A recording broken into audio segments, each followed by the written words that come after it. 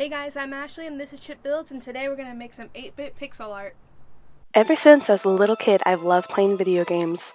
One of my favorite games to play is Luigi's Mansion. In the game, the Boo Ghost plays a big role. Now, I know this wasn't his first appearance, but that was my first exposure to the character.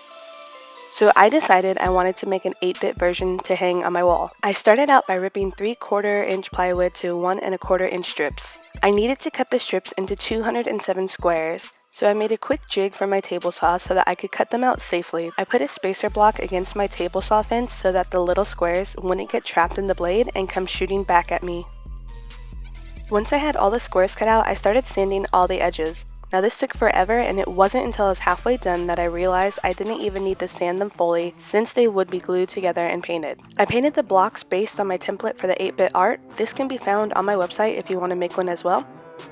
Once they were dry, I then started to glue them together. I followed my template and went row by row. I used a square to try to keep everything as straight as possible, and for the most part it worked out pretty well. Now I did make a mistake and glued one row on the wrong way, so I took a soft mallet and knocked it off.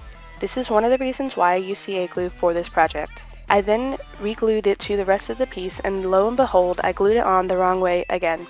I knocked it off for a second time and then carefully glued it on the correct way.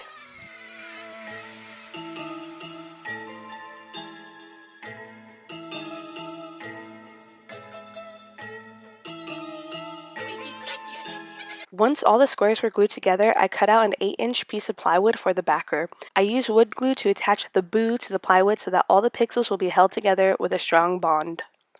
Okay, so one of the things I knew for sure I wanted to do with this project was that I wanted it to glow in the dark. I have a little Boo amiibo that glows in the dark as well, and since this is going in my room, I just wanted it to match.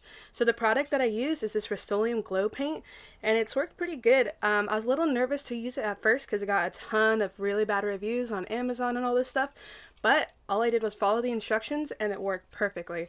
So if you're gonna make any kind of project glow in the dark, this is definitely what I would use for that. And it's pretty cheap. It was like under 10 bucks.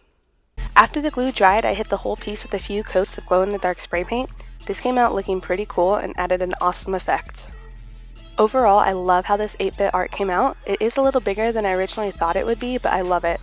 Guys, thank you so much for watching this video. This project was a ton of fun for me. It did end up a little bit bigger than I wanted it, and that's just because I made the blocks 1.25 inches. So if you do it, make it maybe 3/4 of an inch or an inch, but overall it came out pretty great, and I love the fact that it glows.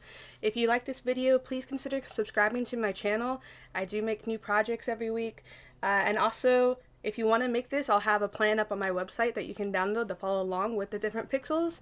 So thank you so much, guys. See you next time.